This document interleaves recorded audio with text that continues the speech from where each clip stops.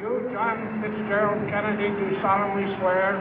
I, John Fitzgerald Kennedy, do solemnly swear. That you will faithfully execute the office of President of the United States. That I will faithfully execute the office of President of the United States. And will, to the best of your ability. And will, to the best of my ability. Preserve, protect, and defend the Constitution of the United States. Preserve, protect, and defend the Constitution of the United States. So help you God. So help me God.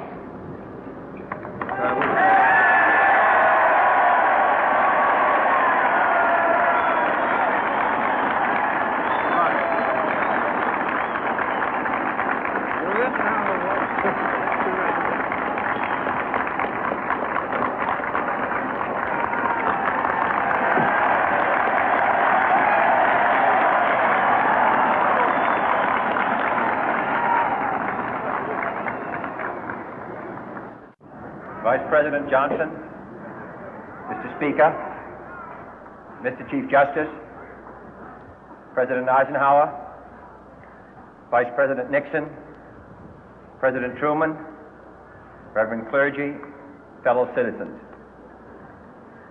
We observe today not a victory of party, but a celebration of freedom, symbolizing an end as well as a beginning, signifying renewal as well as change.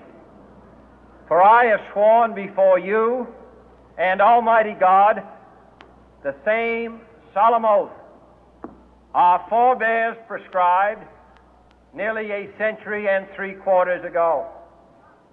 The world is very different now, for man holds in his mortal hands the power to abolish all forms of human poverty and all forms of human life.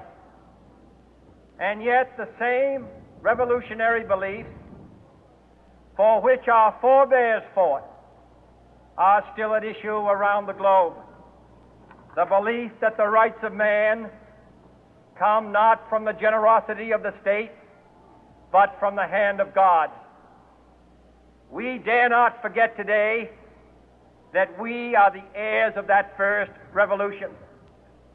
Let the word go forth from this time and place to friend and foe alike that the torch has been passed to a new generation of Americans born in this century, tempered by war, disciplined by a hard and bitter peace, proud of our ancient heritage, and unwilling to witness or permit the slow undoing of those human rights to which this nation has always been committed and to which we are committed today at home and around the world.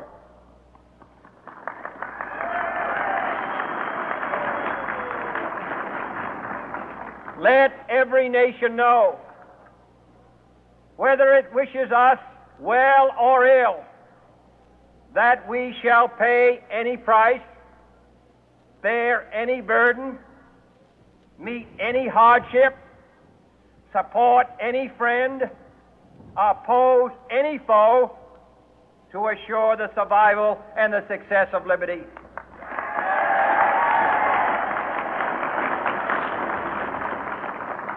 This much we pledge and more. To those old allies whose cultural and spiritual origins we share, we pledge the loyalty of faithful friends. United, there is little we cannot do in a host of cooperative ventures. Divided, there is little we can do, for we dare not meet a powerful challenge at odds and split asunder. To those new states whom we welcome to the ranks of the free, we pledge our word that one form of colonial control shall not have passed away merely to be replaced by a far more iron tyranny. We shall not always expect to find them supporting our view, but we shall always hope to find them strongly supporting their own freedom, and to remember that in the past, those who foolishly sought power by riding the back of the tiger ended up inside.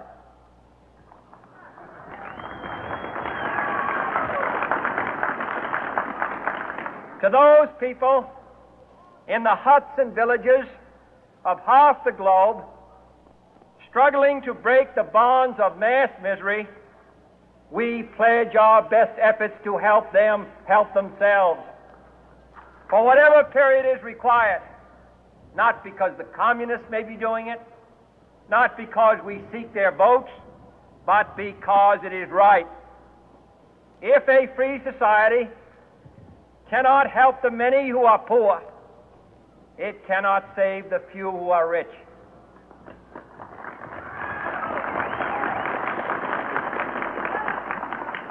To our sister republics south of our border, we offer a special pledge to convert our good words into good deeds, in a new alliance for progress, to assist free men and free governments in casting off the chains of poverty. But this peaceful revolution of hope cannot become the prey of hostile powers. Let all our neighbors know that we shall join with them to oppose aggression or subversion anywhere in the Americas. And let every other power know that this hemisphere intends to remain the master of its own house.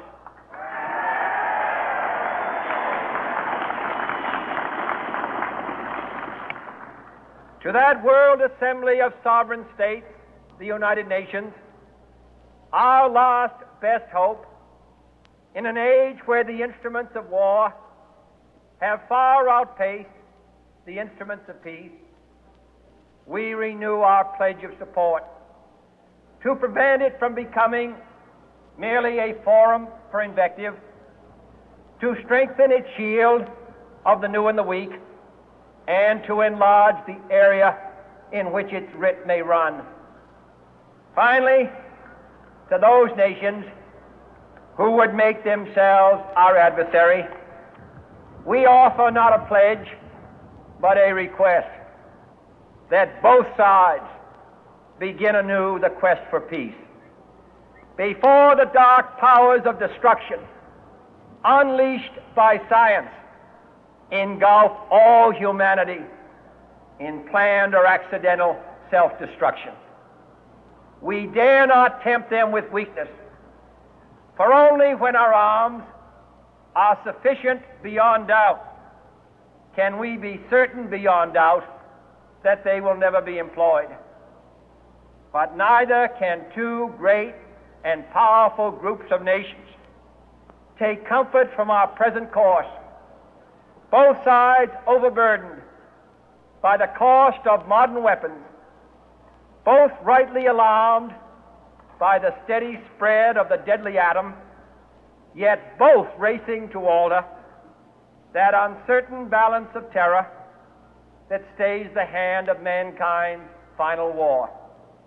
So let us begin anew, remembering on both sides that civility is not a sign of weakness, and sincerity is always subject to proof. Let us never negotiate out of fear, but let us never fear to negotiate.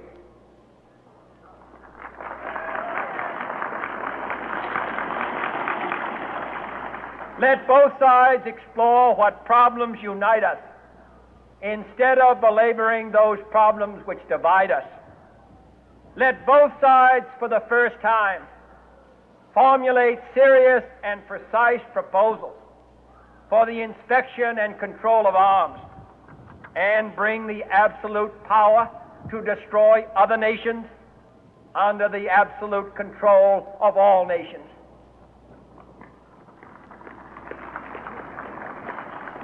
Let both sides seek to invoke the wonders of science instead of its terrors. Together, let us explore the stars, conquer the deserts, eradicate disease, tap the ocean depth, and encourage the arts and commerce. Let both sides unite to heed in all corners of the earth the command of Isaiah to undo the heavy burden and let the oppressed go free.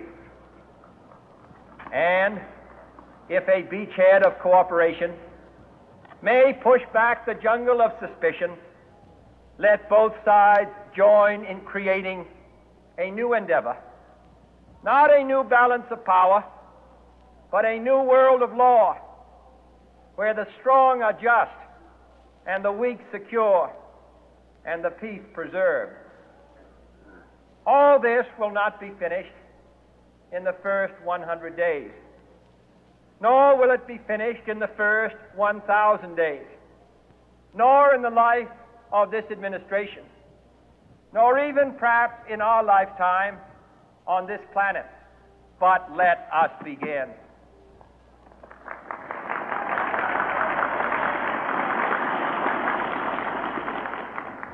In your hands, my fellow citizens, more than mine, will rest the final success or failure of our course.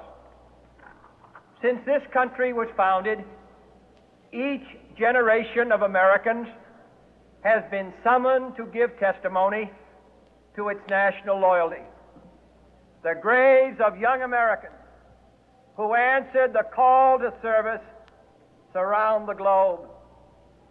Now the trumpet summons us again, not as a call to bear arms, though arms we need, not as a call to battle, though in battle we are, but a call to bear the burden of a long twilight struggle, year in and year out, rejoicing in hope, patient in tribulation, a struggle against the common enemies of man, tyranny, poverty, disease, and war itself. Can we forge against these enemies a grand and global alliance, north and south, east and west, that can assure a more fruitful life for all mankind? Will you join in that historic effort?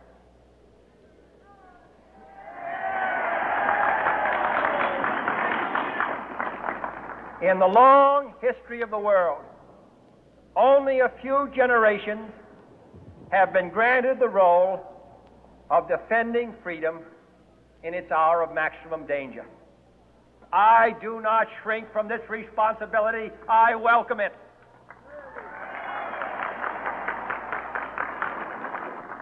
I do not believe that any of us would exchange places with any other people or any other generation. The energy, the faith, the devotion which we bring to this endeavor will light our country and all who serve it. And the glow from that fire can truly light the world. And so, my fellow Americans, ask not what your country can do for you. Ask what you can do for your country.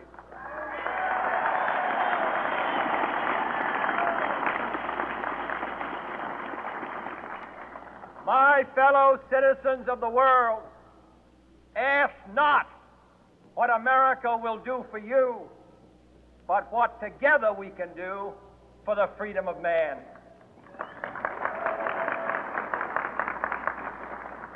Finally, whether you are citizens of America or citizens of the world, ask of us here the same high standards of strength and sacrifice which we ask of you.